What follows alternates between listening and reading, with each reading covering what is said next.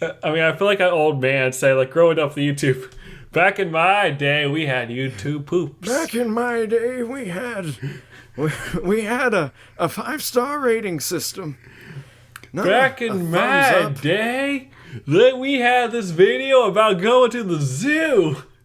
It was the first thing you saw. That's like Graybeard, like YouTube days.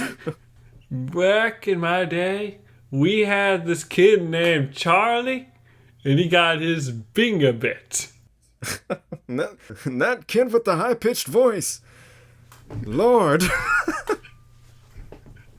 Hello, everybody. Welcome to episode 3 of the John Talks About Stuff podcast. I'm your host, John B., and today joining me on the podcast is a very good friend of mine. He's got a YouTube channel. If you like video games, Star Wars, man, you're really going to like his channel. And you know what? I'm just going to let his signature sign-on introduce him. And we're back. Adventureblur here.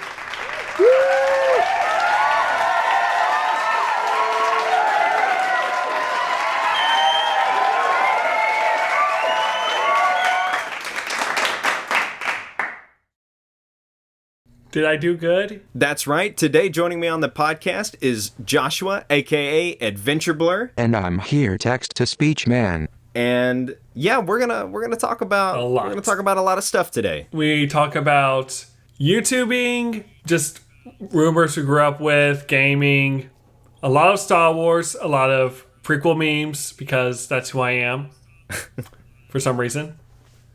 We talk about just about everything under the sun. Like, this is very accurate to the title of the podcast. Right, yeah, this one's literally us talking about stuff. And Joshua will tell us about what it's like being a YouTuber and how he got started. And it's going to be a lot of fun. So we hope you enjoyed this episode. And let's get to it. Let's get started. So, like, how do you want to start this? Or, I don't know. I've never done this before. Let me see here. Let me see if I can unplug this. Let me see if I can unplug the Roku. Maybe that won't eat up internet. Oh yeah. Maybe I can hear you a little better. Let me see here. Yeah, I'm trying my best. I think that sometimes if you like cut off everything, it makes things easier. I mean, you can't expect something to be perfect, especially when it's like something you need to be perfect. Right. Like, for me, like, I'm not kidding. I've tried live streaming, like, 10 times now, and every time it, like, messes up. So I'm at the point where I'm like, you know, if it even slightly works, good. Right, yeah. If you can see me and hear me, I mean. Yeah. Or at least here, in this case. Yeah, that's probably, that might be. We get something going on, you know, that has to count. Especially on the streams I tried. At least so here. The VeggieTales ones were amazing. Can I just say, you need to do more of those? Amazing live streams. Yeah, I got to thinking about it the other day, and I kind of wanted to do another one. I had thought about maybe doing like a full movie sometime. Dude, Jonah, of something. I'm telling you, I am here for Jonah. Okay. I think that was like the second movie I ever saw in theaters, so like I can't quote all of it. Yeah, I can't quote all of it, but I can quote most of it. Right. So, like, for me, I'm like, I know it. Like, I'm not kidding. As a kid, my first dog, because we had 2 dogs so far. My first one was quite literally named Jonah. Dude, that's awesome. Oh, yeah. That is awesome. Like, it literally might have been the second film I ever saw in theaters, too. Yeah. Like, no kidding. It might be, because I remember the first one I ever went and saw was Toy Story 2. Oh, but dude, I hardly remember it, though. For me, it was, unsurprisingly, Star Wars Episode 2. Because I probably seen stuff before it, but I vividly, like, remember that day. Even though I was, like, 4 years old, I, like, remember going to, like, going to the theater and being like, there's a new Star Wars. I'm here for this. Oh, yeah. I mean, like, exactly. I remember going to see it. And I remember like a shot here and there, you know, of being in the theater, but I don't, you know, I couldn't tell you the whole experience because I was about 3 or 4. Yeah, but still, like, Toy Story 2 was a good one. Like, that would have been a cool first movie. Oh yeah, in all honesty, I think I mean, though maybe I'm biased because it was my first movie, but I always thought it was the best one. to me. It's I think my it still favorite. is. Like, it's probably my favorite of Toy Stories, though I really like 3. I think 3 is really good, but I just think 2 is just slightly better. You really wish they would have stopped at 3. Really wish they would have stopped at 3. The 4th one isn't bad. It's just... I don't know how I feel about the 4th one. It was something. Like, something's off there. It's like, it looks nice. It's done good. Like, there's That's not about really all I anything. could say about it, though. Yeah, I'm like, well, like, you can't say they didn't put any effort into it. They obviously put a lot. Somebody tried. Like, I feel like everyone was there, but, like, there was, like, they didn't know what they were doing. They're like, everyone just do great at your own thing. Yeah, just do something. Though I love the rabbits and the duck. They're hilarious. Yes, though. yeah, they were. Those were good characters. They were probably the best part of the movie to me. Yeah. Ducky and Bunny. Just their whole, like, what was it, the plan to and they're like trying to knock out the grandma. That took me. I mean, that just we weren't ready for that. Like, I was watching it with my parents because we watched it first time. We went to my sister's place and we were watching it, and like we didn't know what to expect. And out of nowhere, the scene just kept going on, and right? On and on. And you're just then you like see the old lady in the bathtub, and we were like, "What we're is just happening?" like, what is this? I don't know if I should be like laughing or concerned, or both. Also, I like my Toy Stories with a little less. How do I describe it? With a little less of a light horror theme. I don't know. That was was kind of weird. Disney will make Toy Story horror movies. It's a matter of time. But it was like, why? Like the whole voice box thing was so weird. Like I couldn't take that. That was weird. Yeah. Weird stuff happened in that movie. It was like, very there's certain strange. movies that like you think are going to be good, then you go into it and you're just like, what did I just watch? Exactly. Especially with Pixar. A lot of people love them, but they can be weird. Yeah, it was kind of like the same with Incredibles 2. I have yet to see it. Really? Honestly. I feel terrible. I haven't. I need to, and I have it, but I just... I'll tell you, I think it's better than Toy Story 4, but which, of course, was wild for me to just... I never thought I would ever say that, because Toy Story was always my favorite. But oh, yeah. I mean, it's a classic. Yeah, I think it's better than Toy Story 4. But the problem with it, like at least the Incredibles 2, at least the characters somewhat act like themselves. You know, in 4 it seemed like they didn't really. It felt like outside of Woody, no one felt right. Right. At least who you saw. Yeah, because, it was. like, I don't know. Go ahead. Well, I just feel like people like Jessie, which was one of my favorites. It's actually my mom's favorite character of the entire series. You know, like a lot of these classic characters. We're barely in it. And I know they had Mr. like 2 lines. Yeah. If anything. Like, I know Mr. Potato Head, they couldn't because I think the actor passed away or something. Right, yeah. It's like, I can allow that. But a lot of them felt out of place. Like, Buzz did not make sense. No, it's like he was like he lost like every one of his IQ points in between 3 and 4. Don't get me wrong. I know a TV like fell on him in Toy Story 3. Maybe that was and it. And he became Spanish for some reason. So he's been through a lot of the third one, but like, man, I didn't even put that into consideration. Maybe they really did put a lot of thought into that. Somebody better call Matt Pat, get film theory on this. Right. Well, you can tell the 4th Toy Story. It was kind of apparent by watching it that it had some like trouble getting out there. You know, like... Well, the third one ended so well, and it felt like there was, like... It's like they wanted to extend the ending without having a reason to. Right, yeah. It's because, you know, and then, of course, I feel like maybe it didn't really accomplish what it wanted to do because it was like... it, you know, 1 through 3 all had this same kind of theme, kind of lesson. An arc you know? you saw throughout, you know, and this one just... Right, and then 4 was like, JK, we were wrong. Yeah. You know, it was like, JK, it's not about the child or anything. It's about me. It's about me. I'm going to do it. You know what? Or I something just feel like that. Woody's just like, you know, guys, I've been there for Andy. I've been there for Bonnie for a little. But who cares? Right, like just completely out of character. Just JK. Woody's JK. just I'm like, worthless I now. got my Bo Peep waifu right here. I'm chilling. Right. Bonnie Yeah, all will be it fine. took- She's got a fork. Right, yeah. Which you cannot convince me that what is she, like 6 years old or something? You can't tell me that she's not gonna like think about it like after a month later and be like, wait, where's Woody? You know? I'm imagining like Phineas and Ferb, you know, he's just like, where's Perry? Right. Where's Woody? It's starting a spin-off series. Oh my goodness, is this just going to be Toy Story 3 again? Woody's going to Right. come back and they're just going to replace Woody? They just Woody's make just another like, Toy Story come 3. on, Bo, let's come back to Bonnie. Oh, snap, she replaced me. Yeah, like he's Lotso now. It's not Toy Story 5, it's Toy Story 3 2. You know, it's like people like give some movies flack for being like the originals or being like ripoffs. Toy Story's just going to be there now. They're just going to rehash the originals. Oh my And gosh. I'm here for it.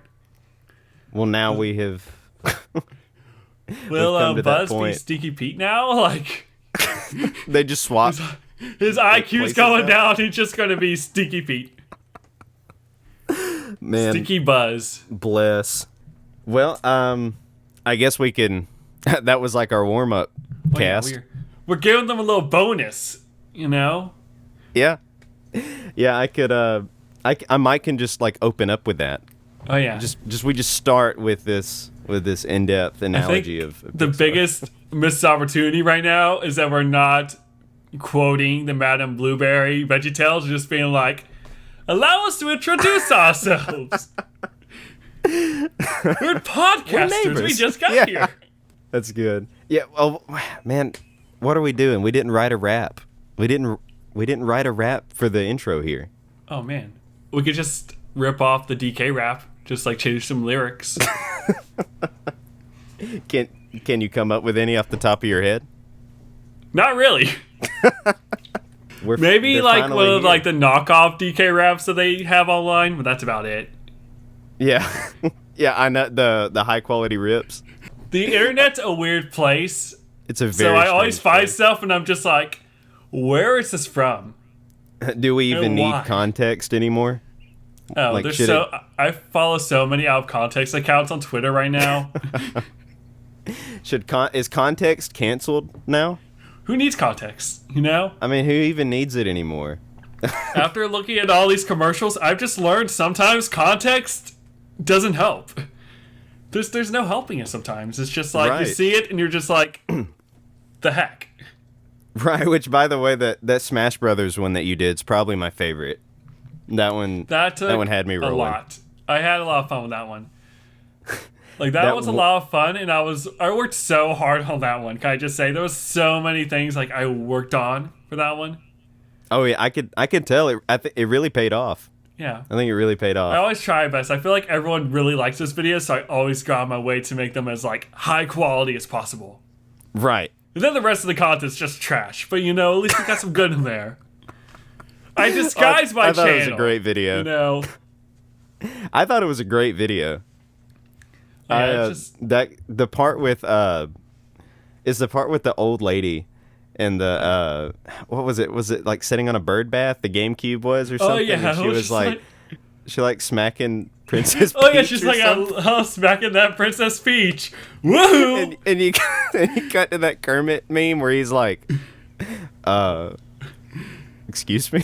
I'm just like, sometimes you just you're watching them and you're like, you know they're going somewhere with this, but you don't like it, so you're trying to like back up before they go there, and you're just like, don't do that, don't do that. I mean, it's already nuts to say that, you know, that Mario and then like Solid Snake are in the same game. You know, Can I that's just say- and Ken and Ryu. I mean, that's it's nuts. Like Smash Bros is a weird time, especially nowadays. Like back in like the Melee days and Brawl, it felt like there was a balance. Like we knew what to expect. Right. Like there was some boundaries we kind of knew. And then like 4 and Ultimate happened, and now I don't even know what to guess. Right, then it was like after 4, it was like, it's like a Smash Brothers can't be a thing without like a crazy surprise or something.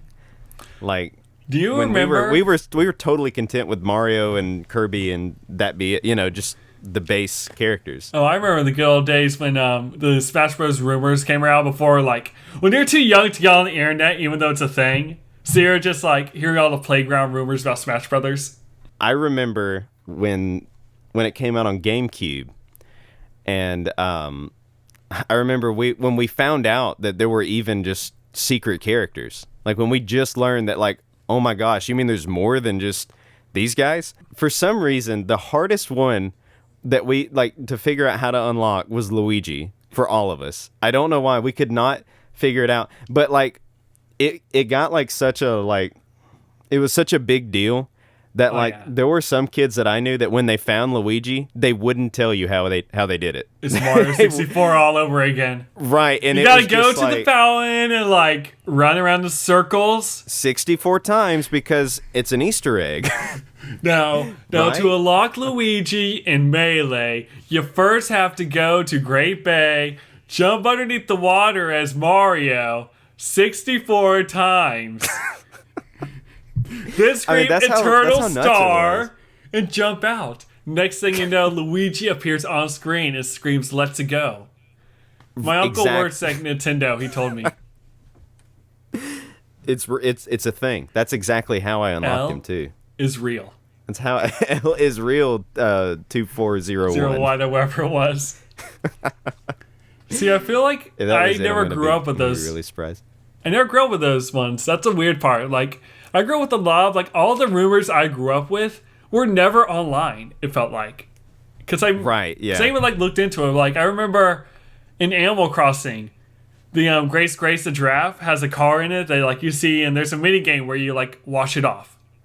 Right. And as a kid, me and my sister, who are, like, hardcore obsessed with Animal Crossing, still are, we thought you could somehow get the car and drive it. Like, you could own the car.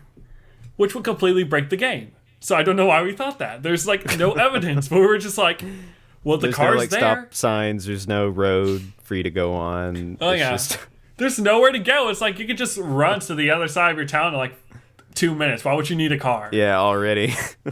There was that. There was, discovering glitches were a lot of fun.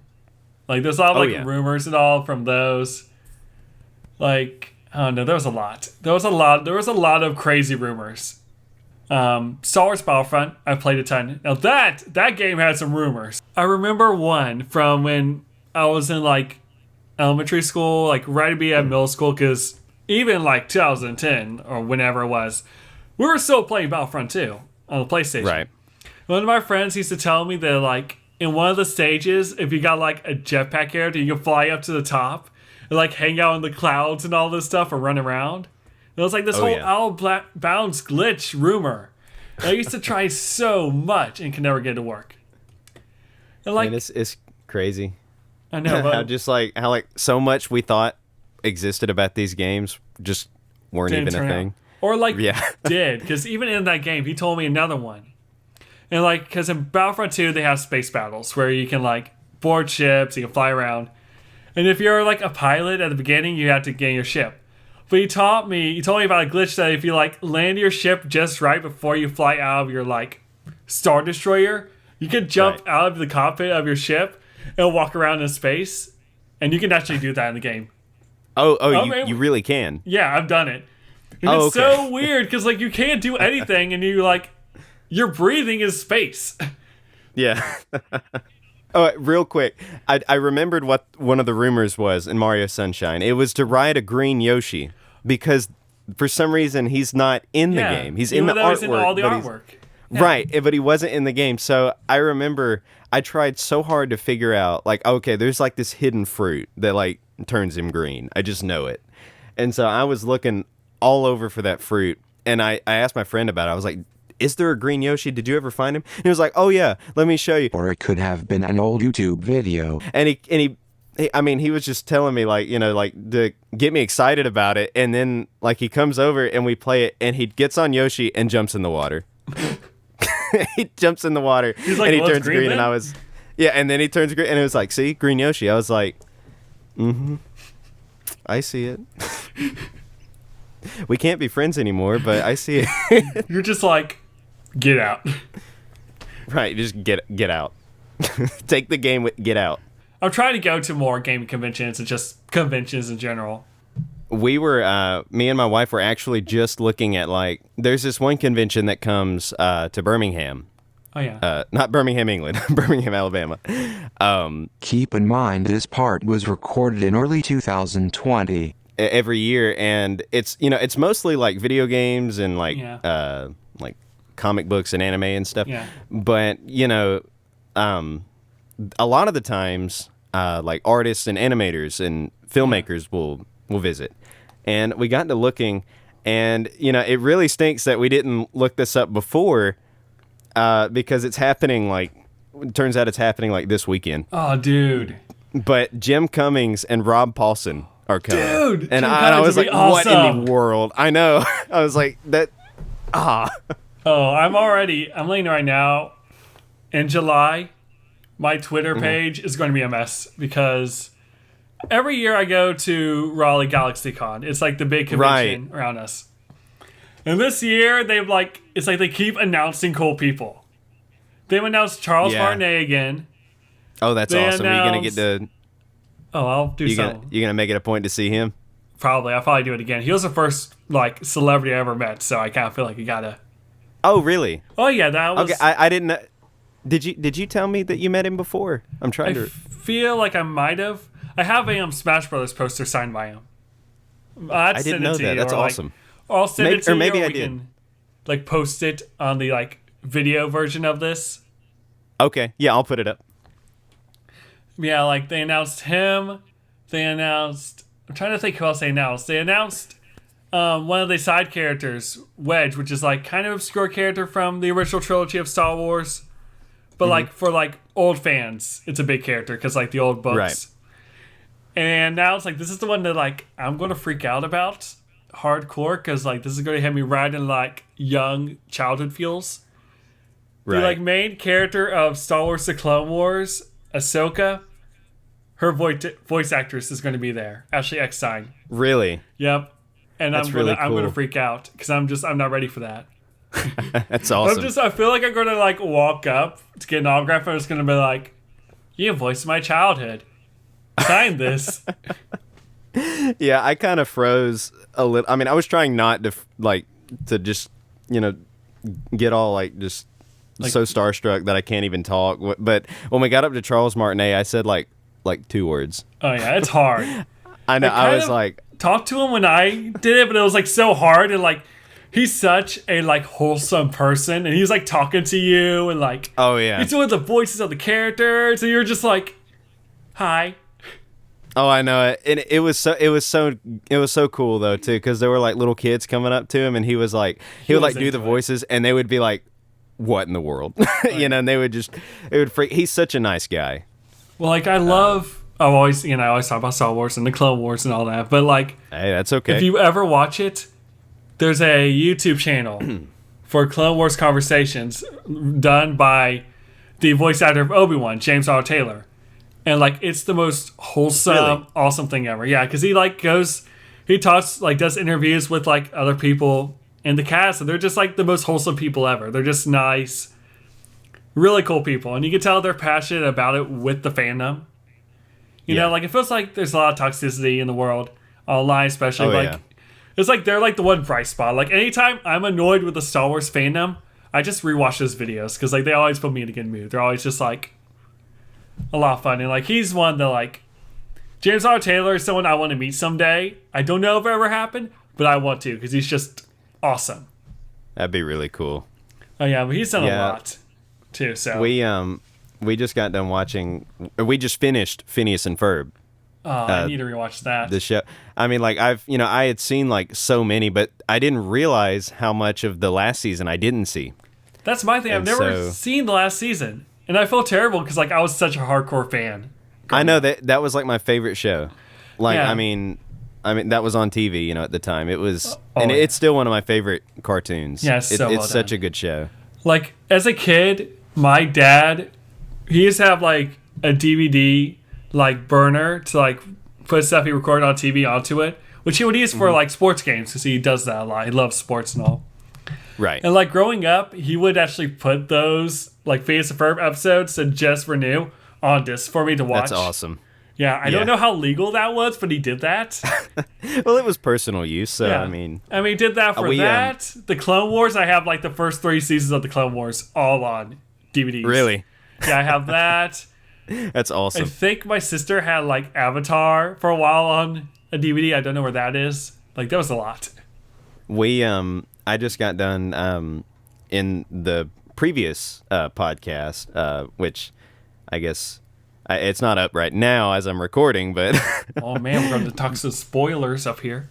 yeah, I know it. But I guess that will be 2, and then this will be 3. Anyways, we were talking about how, and now my dogs are going nuts. We got done talking about how we used to record our favorite shows, like when we were really young. We used to do that on like our VHS tapes and stuff. Oh, yeah. And I found just recently going through some storage, I found a VHS tape, and it was something of my dad's, but I saw where in big Sharpie, like, wrote over the label, it said Larry Boy and the Rumor Weed. I was like, oops. You're just, like, keeping that. I don't remember when that happened, but oops. Yeah, like, for me, I didn't do that until I was, like, much older. It's like 2007, 8. I feel like it's when we started doing that, like, with Phineas and Ferb. Once that started happening, that's when we started, like, putting stuff on DVD. Before that, like, I remember... Did you grow up with 4Kids at all? That was the big thing I watched as a kid. Like, that into Disney. I remember watching... I didn't really grow up with that channel much. I remember when I was at my grandmother's house, I watched the Kirby show at one point when it came on, and I was like, oh, okay, that's cool. That was my introduction to Kirby. Yeah, as a kid, I had, because we originally lived in Wilmington, North Carolina, like, we moved to Raleigh. Mm-hmm. When we did, I had this, like, big, like, not big, but, like, as a kid, it's huge, black, like, square TV, like, those box TVs. Oh, and yeah. it had, like, a whole 4 channels on it. And, like, one of them was just, like, I think it was actually Fox, like, regular Fox, but I didn't know that. I just knew that, like, every Saturday morning, it was 4Kids. It's like, it's like my Saturday morning routine as a kid was, like, get up, eat a Pop-Tart, either play the GameCube or watch, like, whatever's on there. Man, well, that sounds like the life right there. That sounds like the ideal Saturday morning. The worst times were when, like, Winx came on, and I was just like, well, dang it, guess I go to the GameCube. Right. So, yeah, like, I remember that. And I also, like, right before the Wii era, I remember going, because we had my downstairs TV, which had, way more channels. So I remember watching Nickelodeon and Disney on that. And I used to watch Toon Disney all the time. Oh, yeah. I was introduced to, like, Chip and Dale Rescue Rangers on there, like, stuff that I wasn't able to watch when it was new, but I watched because of reruns, thanks to that, which was always great. Oh, yeah. It was so sad when Toon Disney... When we lost Toon Disney. I'll never forgive them for that. Like, I like their animation stuff. I like their animation stuff. Even nowadays, it could be all right, but it's not the same. Yeah, it's really not. I mean, when that came out, we had House of Mouse. Oh, dude, that was. We had that. I liked that one. We had Kim Possible. Oh yeah. Which we do now on Disney now it's Plus. back.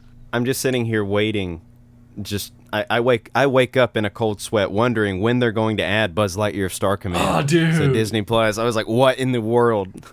I used to have the VHS of the movie, but I don't know if I do anymore. There's a really good video. I had to send it to you sometime where someone went through, like, the making of the show. He, like, talked to, like, the people behind it and all, and it's actually really interesting. Of what show now? Buzz Lightyear. No way. Yeah, there's a video. It it's like exists? 15 minutes. It's about the making of the show. It's like a 15-minute, like, mini documentary someone made. Listen to how John was so shocked he was in disbelief. It's actually really interesting. Of what show now? Buzz Lightyear. LOL. But it's really interesting. I haven't seen like anything about that show just other than the fact it happened. Like they don't even sell DVDs of like the series. Like you can't even watch it. I hate that. When like you find an old show like that and like there's nothing. I know. I found like a few like episodes people uploaded to YouTube, but the volume's like pitched up to like place. 2 and it for some reason they never distributed that show. I remember as a kid wanting a VHS of it, or a DVD or something. Yeah. Like I remember there was a lot of stuff like that, Like I remember right now, one that's really bugging me is The Replacements. I don't know if you remember that one. Oh man. Oh, I've been watching it on Disney Plus. Yeah, only the first season, and there's 2 seasons. I know, I know. I said the same thing. When it came out. I said, no, wait. I'm just like, Disney, the heck, why? Like, I was like, don't try to trick us. I know there's 2 seasons. I'm just like, okay. Now, if we'll say like Kim Possible, that was like story driven, they're trying to like get people back into it. I get that. Right. But, like, why The Replacements? Like, that's such an odd one to have, like, half of it on there.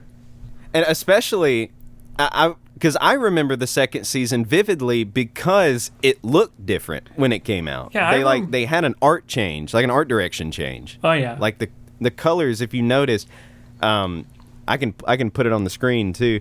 The colors were, like... Slightly different. They were, like, darker, or they had, like, a more...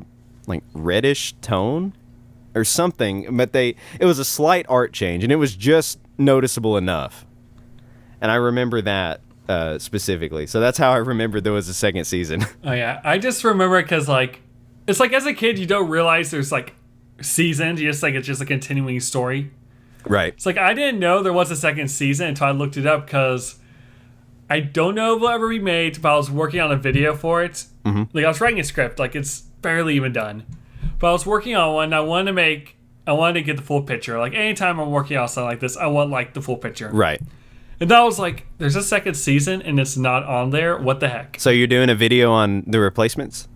I would like to. I don't know if I will or not. A lot's happening on the channel right now, so I don't know if it ever happened. But I can just go ahead and tell you have my full support on that. Oh yeah. There's just a not first like, that's what first gets view, me. It will be me. First comment, it will be me.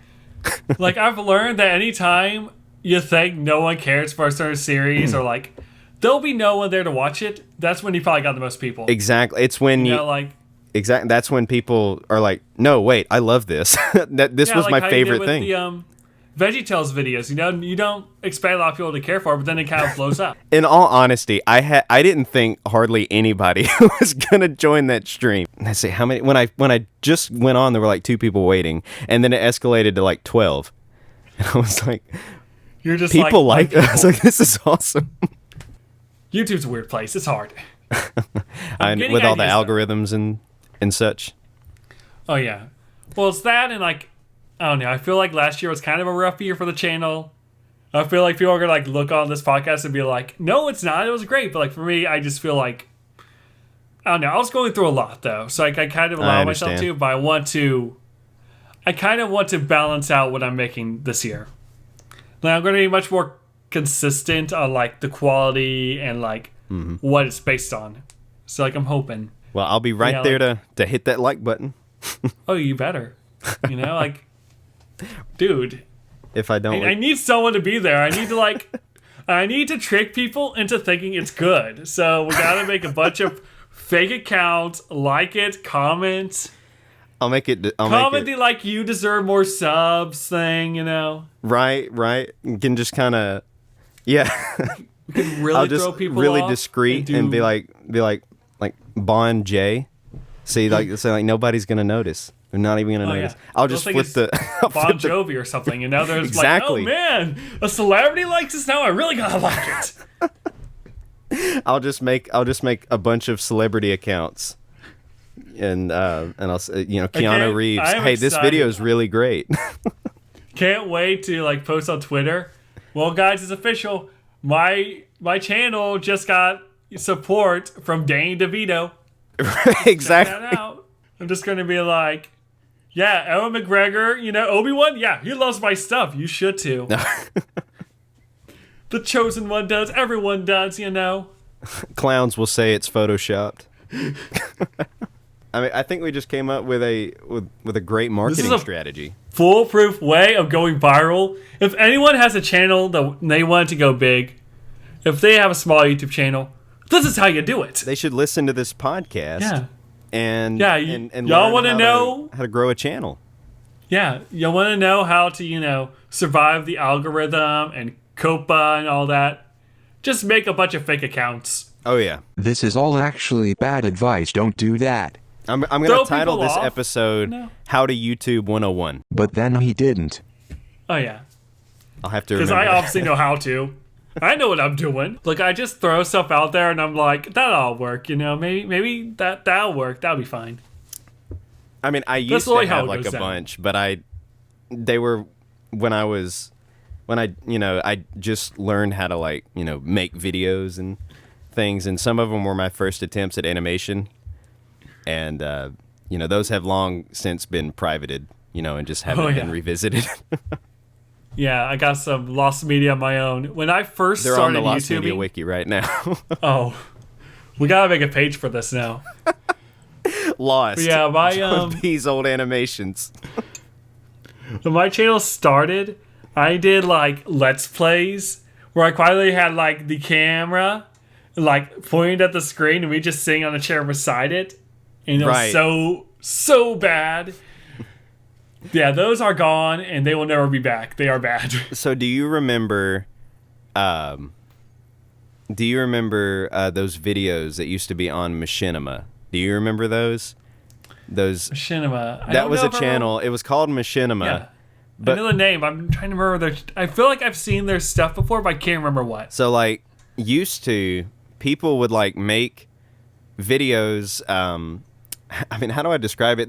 Machinima almost became a genre of video, and it was they would tell stories, but they would tell them through a video game. They would record gameplay of Mario 64 or something, and then they would voice over it, and do camera hacks and things to give it a camera angle. And I mean, they would going make into the full... Zelda creepypasta. Is that where this is going? Right. Well, no. But they would make videos they're just playing Mario 64, but it's just really cleverly edited and hacked, to be able to almost like you're watching a cartoon, Yeah.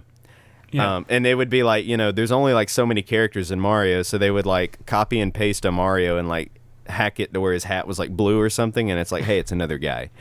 And so one of the first videos that I ever made, and I put it on YouTube, but I obviously didn't know, I didn't have the technology to make those like they did. And so mine were just my mom's pink digital camera, that I held up in front of the screen.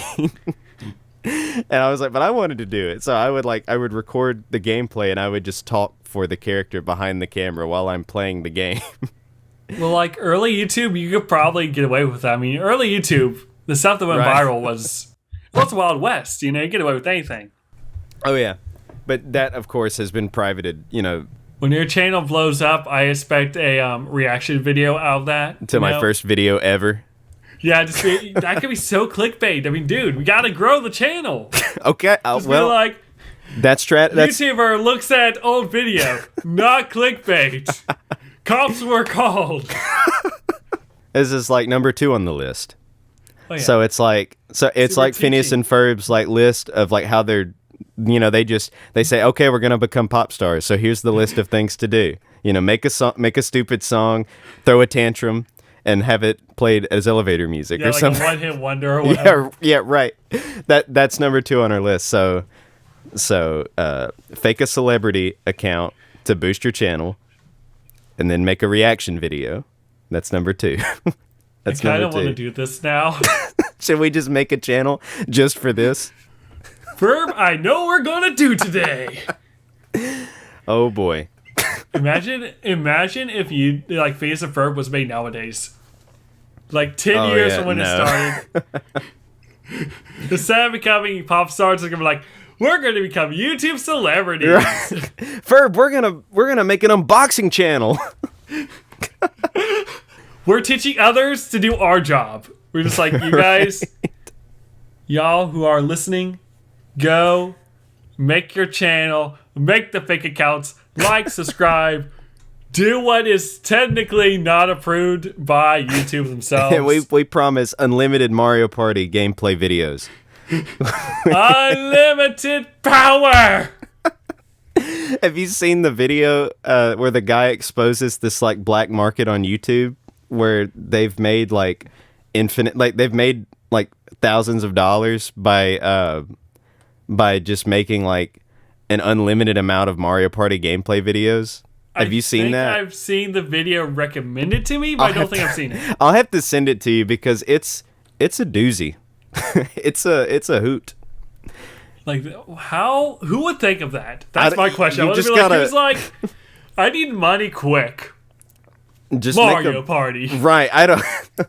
You just have to watch it because it's a lot to take in. I was like, how? What? Okay. Wow. Just writing down notes, just like, okay, this is what not to do.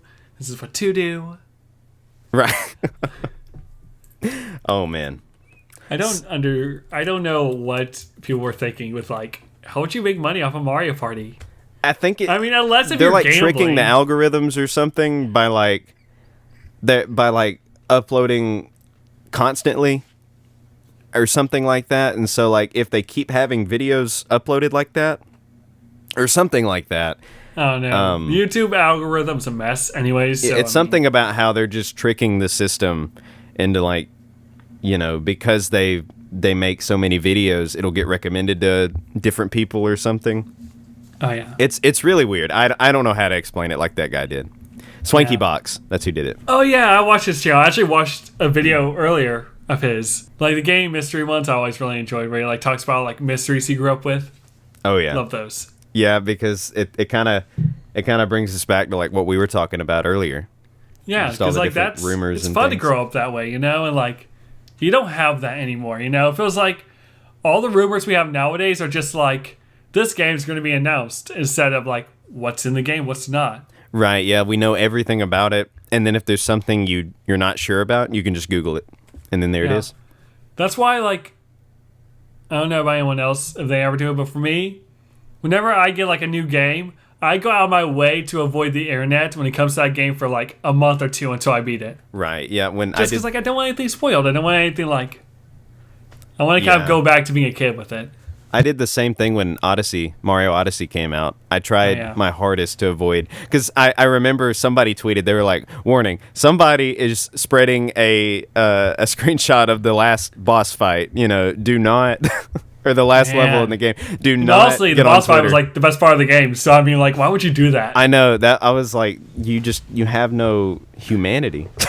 Like, I'm not kidding, all of like 2017, like from the moment the Switch Direct, like where they revealed the Switch, came out, I stayed off the internet.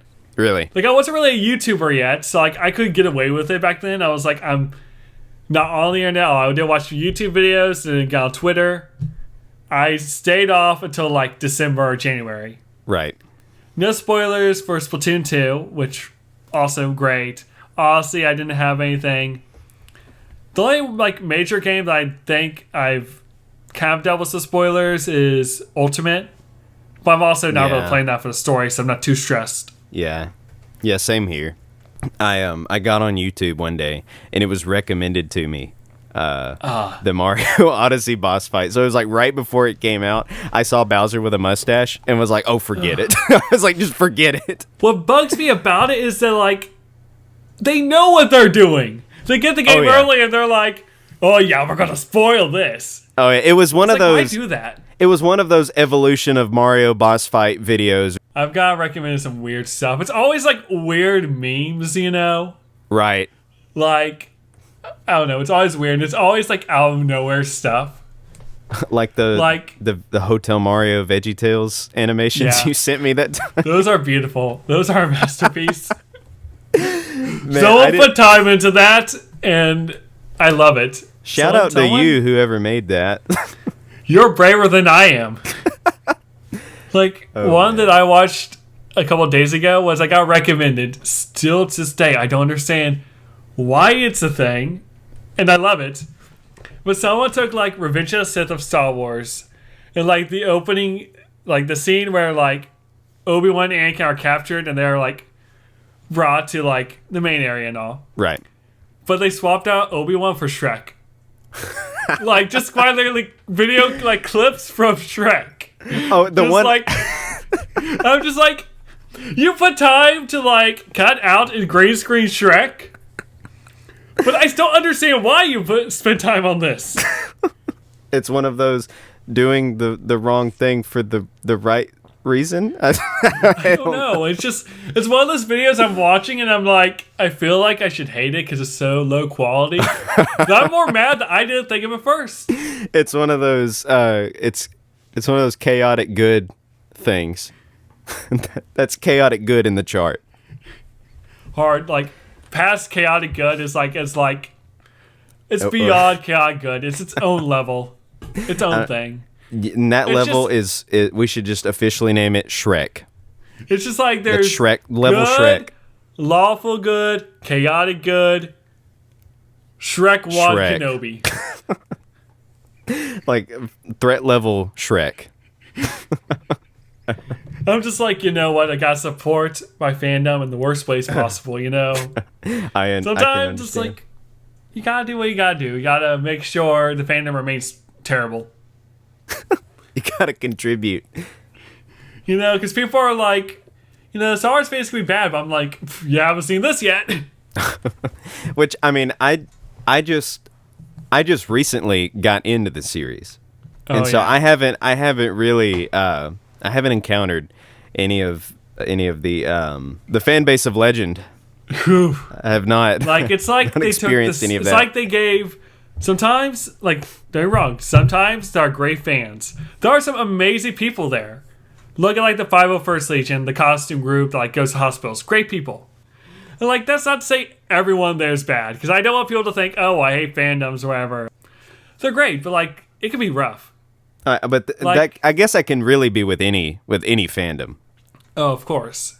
But I just feel like, I don't know. I'm a prequel fan. Always have been. Always will be. Right. And like I grew up, you know, it was kind of rough because a lot of people loved, especially like the early 2010s, loved bashing him. It's like you couldn't mention Star Wars without being like, don't forget Jar Jar. Oh, I know it. That's the thing was, like I said, I had only like just recently watched all of the movies. I actually knew nothing about Star Wars other than, you know, what the general public knows, you know, all the references in movies, like, you know, I'm Your Father and things like that. Yeah. But the one thing that I did know was Jar Jar Binks. I knew about him, and I knew nothing about those prequels. I didn't know what they were about. I just knew Jar Jar was a thing that I was supposed to hate. And I didn't dislike him as much as everybody made it out to be. I mean, like, he was kind of weird, but it wasn't like end of the world. Right. Star Wars has seen he weirder. didn't ruin the movie for me. Yeah. Star Wars has seen much weirder. Like, anytime people think Jar Jar is the worst, I'm like, not even close. Yeah, it's like you have to remember what you're watching here. My wife was like, you know, as much as we like these are kind of goofy at times, but they're like unashamed of it, right? And that's what I like about it is that forget that, and that's part of the fun. They're very unashamed of their goofiness about things. Like they still use puppets. Yeah, you know, they still use obvious puppets, and I'm like, I appreciate that. Yeah, well, like George Lucas in an interview, I remember seeing this. Like when the original came out, in '77. He flat said that like Star Wars is just meant to be a fairy tale. It's like, you know, fantasy and the space and all this, but deep down it's just a fairy tale for kids. We just think too much of it. We like a lot of people seem to get this idea that Star Wars has to be dark and edgy and like, you know, all this stuff, and it doesn't have to be. Oh yeah. Like a lot of my favorite moments of Star Wars are like very chill moments or silly moments. Oh yeah. I still think some of the original, like the 4, 5, and 6. I honestly think some of those are my favorite. Oh no, for me, maybe it's because I grew up with the prequels, but I grew up with the originals as well, so I don't feel like it could be that. But I just love those. Which those are my wife's favorites. She likes the prequels. Oh yeah. Well, for me, it was like it's a weird one because like Phantom Menace and Attack of the Clones, the first two, I absolutely loved as a kid. I might send you a picture if you want. I have the VHS still of Phantom Menace. Really? That I had as a kid. And it's so beat up. Like, it's so cool. The glass on top is cracked. Like, it's a mess. And, like, it gave me an appreciation for movies. I can relate to playing the VHS tape so much till it busts. Oh, yeah. It still plays, though. I'm not complaining. But, like, it's bad. But, like, as a kid, when Revenge of the Sith came out, I never saw it in the theaters. I was just too young, you know, because that movie gets surprisingly graphic, you know. Yeah. Well, the Clone Wars really goes into it. You'll see. Right. Yeah. When you watch it, I'm trying myself to spoiling that, but I have to see it. I just finished The Mandalorian. Dude. And so now which actually delayed me starting this call because it was ending right when you sent the wave. All right. And so I was so you finished it completely? Yes, I did. I saw it right at the end. I called you as soon as it ended, as soon as the credits were rolling. The Moff Gideon guy, the main Imperial guy, laying in there right now. That little lightsaber he's got. Yeah.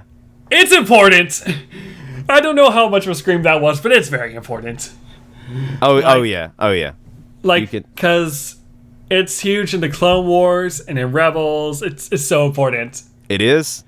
Oh, yeah. So it's... Oh, man. Okay. I'm not kidding. Me and my dad were watching it, and, like, that kind of scream I had just then, yeah, it was times 10 when that happened. I was like, oh.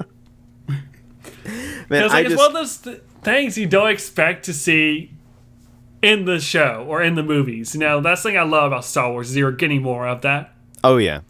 Honestly, I think The Mandalorian is, like, my favorite Star Wars thing. You're gonna love the Clone Wars then. I think The Mandalorian's my favorite because I like westerns. You know? Oh yeah. I've always liked western movies, and you can tell. You know, this is kind of like a Clint Eastwood. You know, it's definitely Man with No Name. Right. Western. Well, he even kind of talks like Clint Eastwood. Oh yeah. You know, he's. But who wouldn't? I mean, when you're an awesome fighter, I mean, like, come on, who wouldn't want to be Clint Eastwood? Exactly. He's even got the cape. It's a nice cape. It is a very nice cape. The armor is so cool too. Dude, like, I'm telling you, you're going to love the Clone Wars because Jon Favreau, the guy that created The Mandalorian, and Dave Filoni, who was also in charge of it, they both worked on the Clone Wars. Really? Dave Filoni is the guy in charge of the Clone Wars, so, like, it's a huge thing to have him, like. And Jon Favreau, he voices, like, the first big Mandalorian in the Clone Wars because you do see a lot of them in it.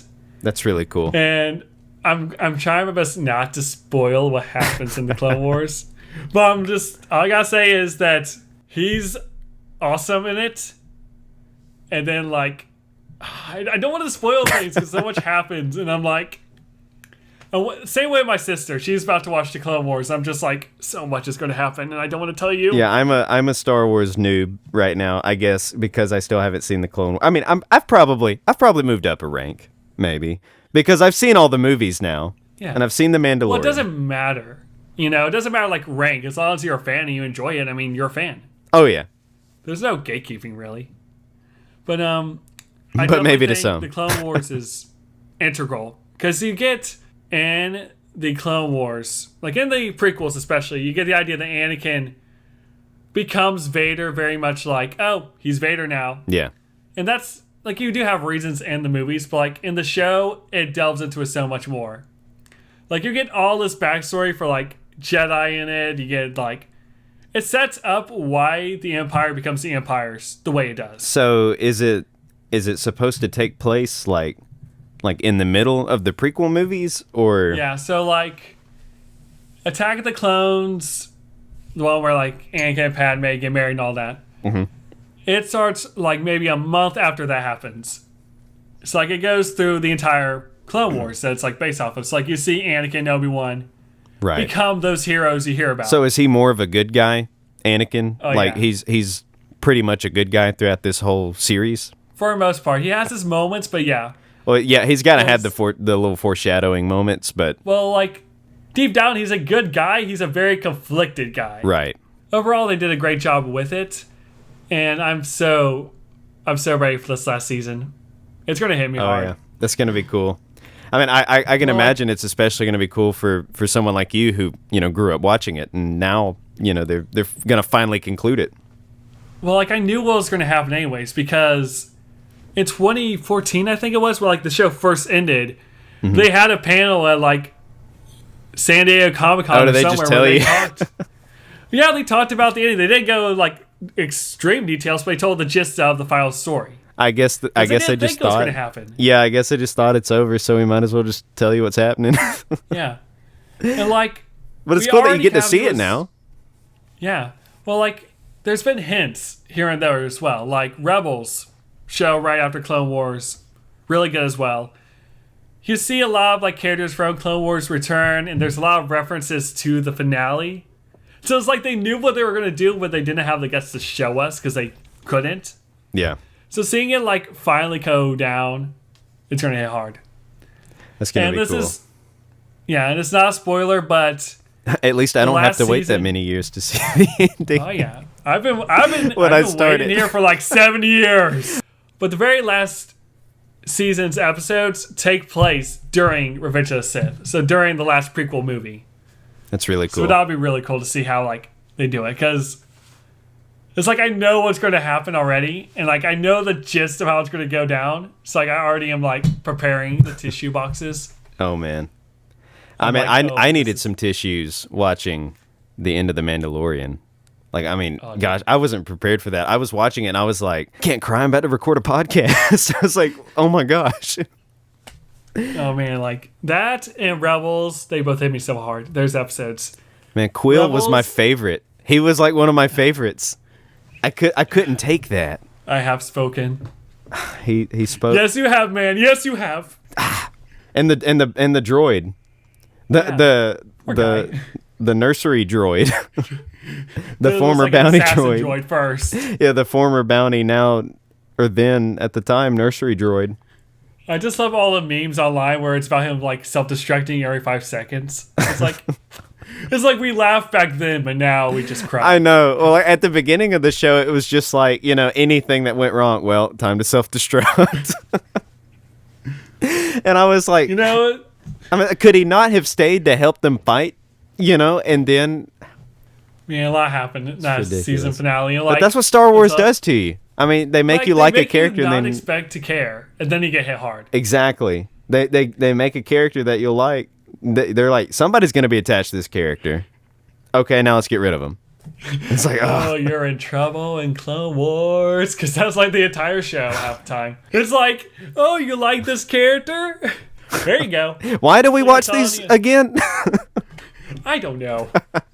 Why do we like them again? I think I enjoy the pain. Dude, Rogue One was the worst. That was terrible. Yeah, I had that spoiled by my 7-year-old cousin. Oh, quite literally, but the day before I saw it. Oh no! Yeah, everyone, literally every character in that movie, and it was like, and they were such cool characters too. Oh yeah, I love all of them. I have I know some of the Funko Pops of them. I love the characters. Now, the one that I could not stand the most was Han Solo. I did not like that at all. Oh, dude, I was like... In the sequel movies. Force Awakens, yeah, that one hit hard. Oh, gosh. I was there at, the first showing. I think everyone got hit hard when that happened. No one thought it would happen. Now, it's been a while since I've seen the first two sequel movies. Yeah. But which one was the one with that scene with Leia when she, starts flying or something? That's Last Jedi. That movie, I'm telling you. That was so weird. I remember we were all just kind of looking at each other like, what? Luke milking the alien. I still can't get over that. Did you see the Seagulls sequel? The bad lip reading? I haven't yet, but with the stick. I'm telling you, people get mad about Jar Jar, but that's somehow okay. I don't understand this fandom. I know the green milk or the blue milk. There's all kinds of milk in Star Wars. What gets me about it is that Disney put money towards that. They made a genuine puppet for Luke to milk. Yep. That's Disney. Who thought that was a good idea, budget-wise? They were like, we got a really long movie as it is, but I think we really need like scene where Luke just milks an alien, guys. Trust me, we'll love it. Did you see the Phineas and Ferb Star Wars special? Where they I haven't watched all of it, but I've seen a lot of the like, songs. You will really like it. I mean, I I've remember seen when the clips of it. Right. I remember when it came out, and at that time I had never seen anything of Star Wars, so I didn't get anything. I didn't get any of the jokes or references. That episode, or I guess 2 episodes, is just nothing but, just joke after joke about the movies. Yeah, just everything. Like they're singing it like it's little things. Fans. Oh yeah. Like it's little what I love things. is when you can tell.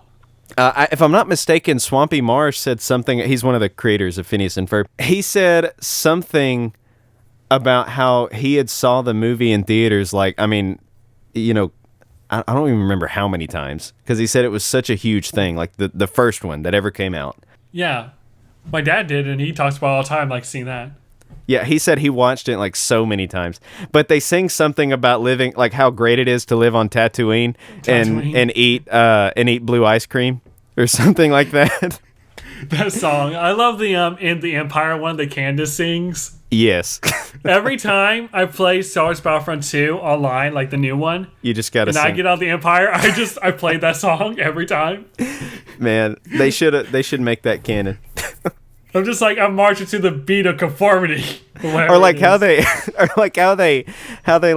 explain the nitty gritty, like when they're in the trash compactor thing, and the monster pulls Luke down, and in Phineas and Ferb it's like Doofenshmirtz's pet, and he's like, okay, why did you bring me today? And he brings him Luke, and he was like, oh, I don't want that. And then, so that's why he brings him back. That was a good Doofenshmirtz impression right there. That was actually really good. Oh, thank you. He's like the most likable villain, not villain ever.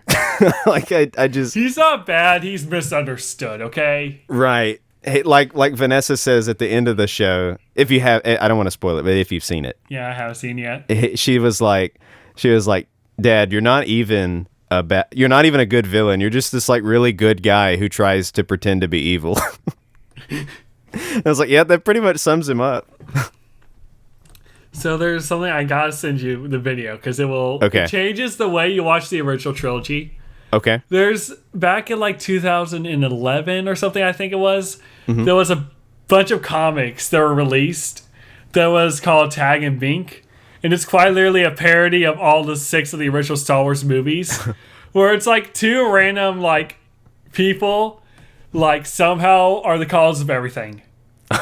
So like every background character in the movies is somehow them. Right. So like I'm trying to remember like what it was like. It's ridiculous. It's like the TIE fighter that like they go after in A New Hope that leads into Death Star. That's one of them trying to like escape the Death Star or something, and like you know how Boba Fett falls into like the little pit in return? Yeah. Uh-huh. That's not Boba Fett. That's one of them. And like they're trying to save, like according to the story, like they're trying to save like Han and Luke, and like he flies over there like, we're here to save you. Like everything about it is like they somehow are the reason for everything, and it's canon to me. Well, of course it is. Like, it has to be. Yeah. It happened, so it has to be canon. Weirder things have happened in Star Wars. I will always say it. Weirder things have happened. Right, or Jabba the Hutt, transforming from a human to an ugly slug thing. Have you ever? I have some stuff to say about Jabba. I do not like that guy. I don't like him either. I know we're not meant to like him. It just kind of grosses me out. It's not even that. I just can't. He's like one of those things I can't take seriously, because I'm like, you're telling me that this fat slug thing that can't really do anything on his own? Yeah, everybody's like scared of him. Criminal of the Empire, and right? Yeah. Like... Well, did you ever see?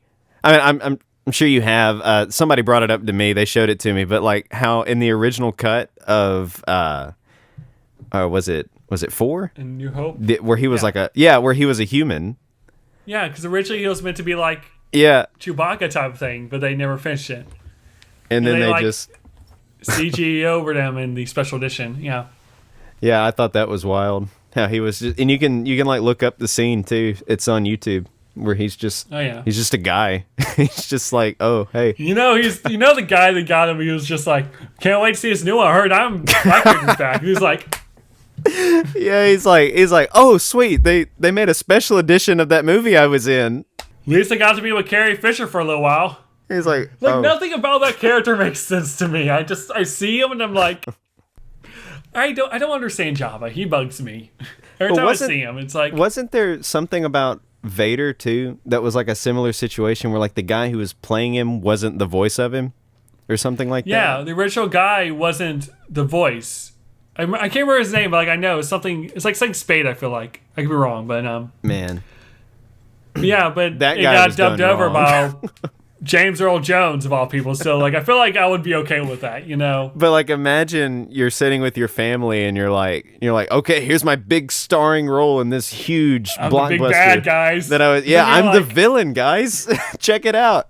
That's not you, liar. Seriously though, that guy had a rough time. I remember my friend who introduced us, or at least got us to watch the movies. He was telling me about how his favorite movie was Star Wars, and I was like, we've actually never seen any of those. And he was like, okay, well, you're coming to our house this weekend. You're going to watch every one of them. And we were like, a perfect weekend. That was a full 2 weeks. Even better. Oh yeah, that had to get, we had to space that out some, but we made it a point to watch every one of them. But he was telling us how he wasn't a fan of the edits at the end of that one. Yeah. And how they changed the music. How it was like, that's one edit I liked. I'm going to be real here, because the original it was music, like tribal at first, and then it was like happy or something.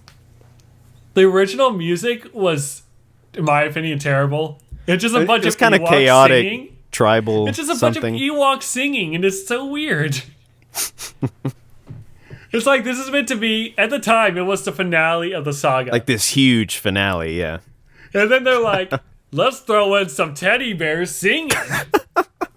That's basically what they are. I don't know if I'm like, I think I'm kind of in between.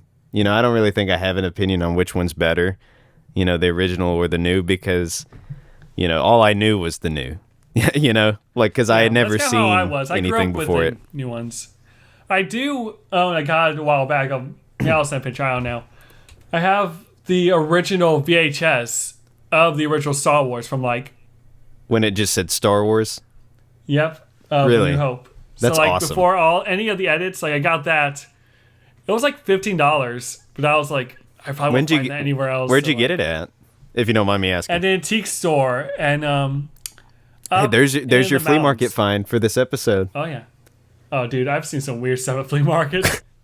Man, have you seen the absolute just mob of people that are trying to get that Baby Yoda from Build-A-Bear? Oh yeah, I might. Like next time I go to Build-A-Bear, if I go to the mall, I might have to do it. I have to admit, I thought about it. I thought about it. I've done more embarrassing things as an adult. I mean, why not? But then I saw next door at Box Lunch that they had a Star Wars cookbook. And I was like, oh, dude. Which one? Dude, the mall I go to is so much worse, because it's like, you got the Lego store. Right beside it is the Disney store. And then right beside that store is Build-A-Bear. And then, like, right above it is Think Geek. It's like... Oh, man. That's awesome. Everyone wants my money. Man, your mall sounds, like, way cooler than ours. Well, we have two. We have one that's, like... That one's, like, 20, 30 minutes away from us. And then we have one that's, like, 10 minutes away that's just okay. Man, yours is the way. Your mall is the way. This is the way. We lost our Disney store, like, 20 years ago. Oh, dude, I love the Disney store, but I hate it. Because every time I'm in there... I always feel really awkward because, I'm like this adult. Don't have any children. Don't have any kids with me. Right. Just this adult walking to the Disney store, looking around, just being like, I want all of it. But, like, I'll be in there and, like, they always play Disney music. And every once in a while, they'll put on, like, a karaoke version of a song I really know. And then you just want to and then take you're like, the dance I don't want to embarrass myself, but... But I'm gonna. It's like last time I was in there, they played the Gaston song from Beauty and the Beast. Oh, right. I hated myself right then and there because I was like, I want to sing it. The whole time I was just like, I want to check out as fast as possible. Please just take the money. Because like the whole time you're just like, you don't want to be that guy. You don't want to be the weird guy there. The last time But I was at a Disney store, I couldn't help it. I had to get. They had a T-shirt, and it looked like a newspaper ad for a Buzz Lightyear doll from Al's Toy Barn, and it glows in the dark cool. too. I didn't know that until later. I thought that was just on the advertisement. Thought they were saying the doll did, but no, the shirt glows in the dark now. So now I have a glow in the dark Buzz shirt. With the like Disney store is that it's great, but it's so hit or miss. Either you go in there, at least for me, like you go in there and you see a ton of cool stuff, or you see nothing. And Right. It bugs me because like every time I have money, they have nothing. Right. I remember back when we had a Disney store. I said 20 years ago. It was probably more like 14. I remember, and that's not just nostalgia. I know the Disney store back then had way more. It was way cooler. It was bigger too, I think.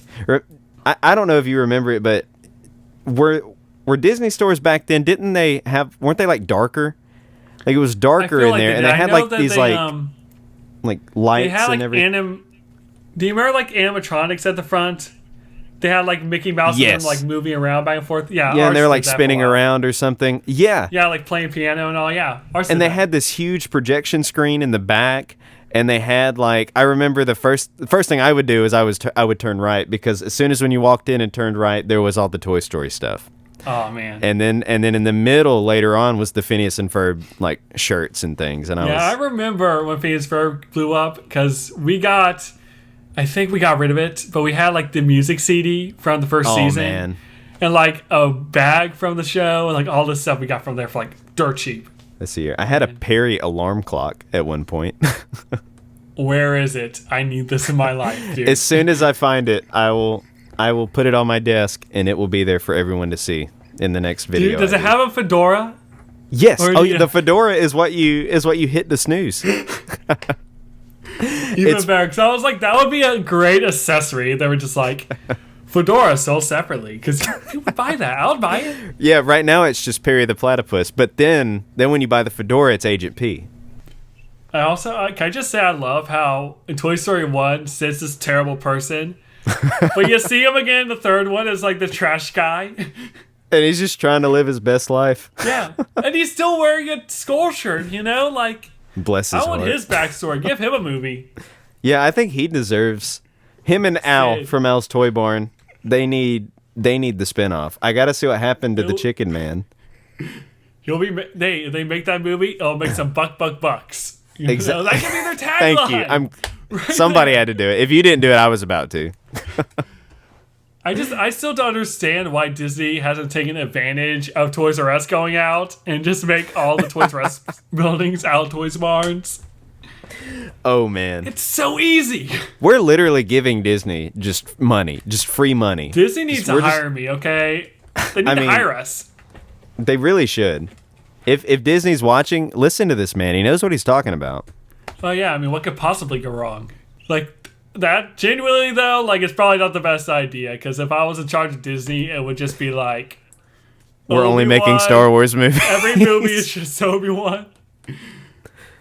General Kenobi is every role in Toy Story. It's just Kenobi story. It's just every movie. Hey, it's Toy Story, a Star Wars story. Like, I can see it now, it's just all Star Wars action figures, just being like... Star Wars to Infinity and Beyond. That's the next entry. And then you'd have to do The Lion King. Oh, man, Lion King, that's just Revenge of the Sith, Revenge. Yeah. It's basically just that. I can do this. You don't want to mess with me with this. I can do it. You're helping George Lucas take over Disney. George Lucas is just like, I've retired, but I'll come back for this. I'll make these edits. Like, instead of like Anakin and like Return as a ghost, instead of like Mufasa, it's just going to be like Yoda. It's just going to be Jar Jar, just be like... Man, forget the whole who shot first edits that people say needs to be made. Man, I don't think understand of that these one. edits. At the time when I started my channel, like really wanted to do it, I decided to make a goal of like, if I can make this Splatoon video happen, I will start YouTubing for real.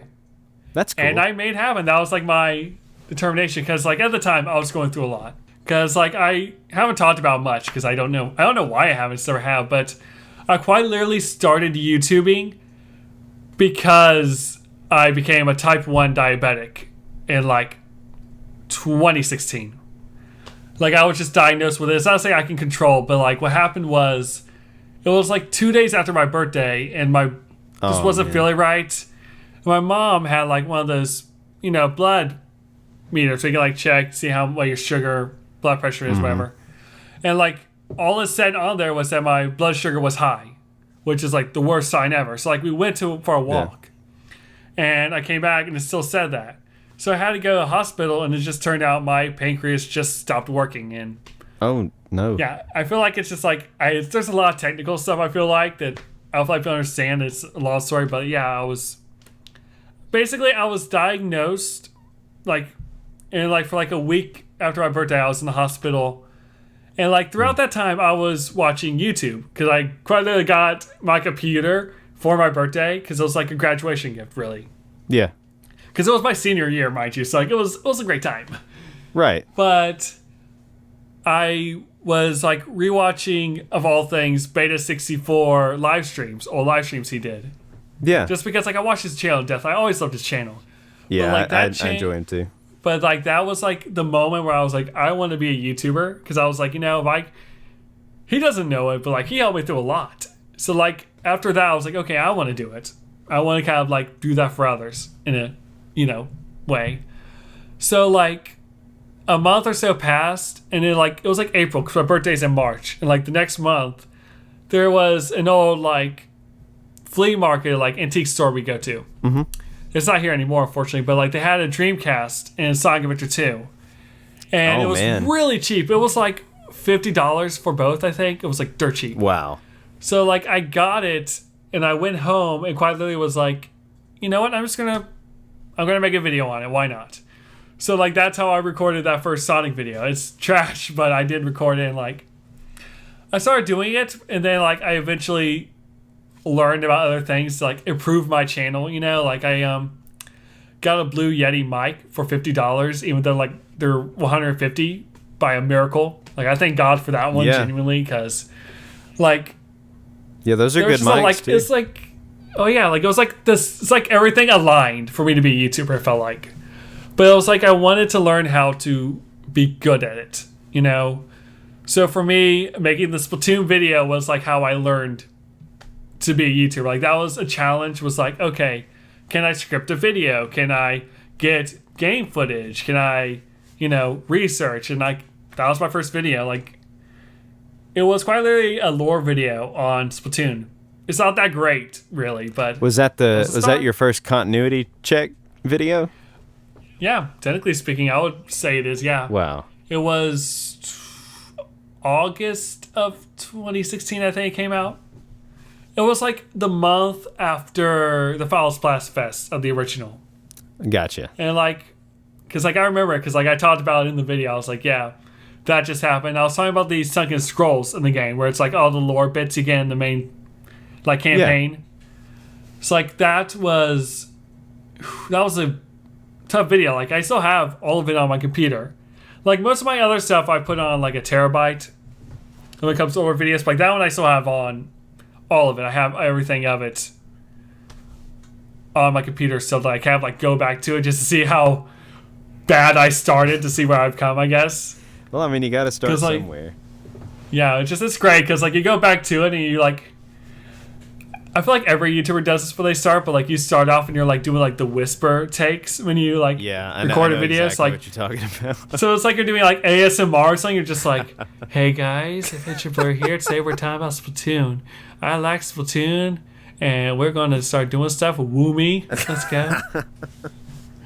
Because like you feel awkward for being a YouTuber, because you're like, you don't want people to hear you recording, but also you want to record and like sound good, so you're like It's a beautiful mess. Hey, if it makes you feel any better, my first way of recording audio was I looked at the end of the Rock Band mic and I saw it was a USB and I was like, I wonder if it'll work. And then turns out it works. I mean it it's not like great, but it works.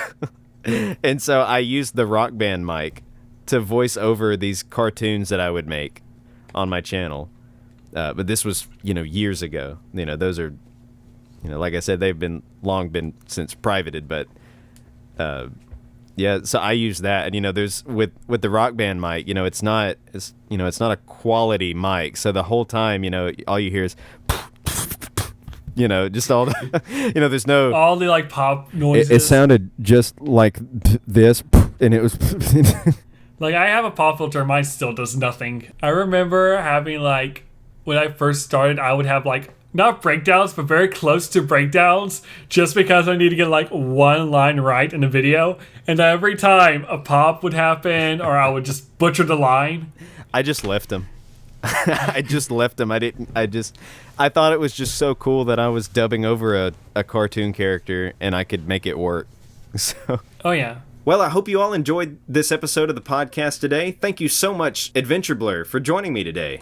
No problem. Thank you for having me. I'm glad I was able to, tell my story and just be able to talk about all this stuff with you. Oh yeah, man. It's a very inspiring story too. I'm sure it's got to help a lot of people, who want to. If you want to start a YouTube channel, just don't let anything stop you, man. Yeah. What do you have to lose? That's the thing. What do you have to lose? Right. If it's just something that's fun, what do you have to lose? I mean, you're not doing anything wrong, hopefully. Yeah, and don't wait Keep until it in the you guidelines. just have don't wait for big professional equipment. Just use what you got. Use what you can. Oh, definitely. Don't wait for the right timing or else it'll never come. Right. You just got to sit down, record. Even if you don't upload it, just do it. If the thing is, if you want to, and you really, really want to, it will just all come together. Oh, yeah. If there's anything to take, from, your story that you shared, if you really want to do it, it'll make its way to you. Yeah, you never know what will happen. When you start, you never know what's going to make it big. All right, Joshua, where can all the listeners find you on the internet? You can find me on YouTube under Adventureblur, or you can just look up What Tough Cream Puff. I will come up. Don't ask. I do. So definitely check out Joshua's YouTube channel. I'm telling you, you're really gonna enjoy it.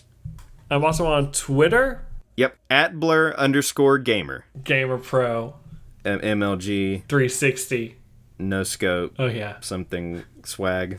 And if you want to keep up with the podcast and other things that I'll be doing, which you should, you can check me out on YouTube as just John B.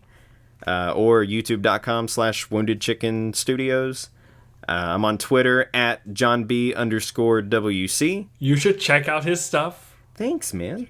If you check out my stuff, you have to check out his. It's a package deal. Yeah, it's a 2-in-1. Buy one, get one free.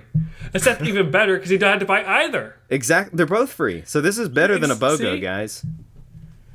Yeah, you guys need to.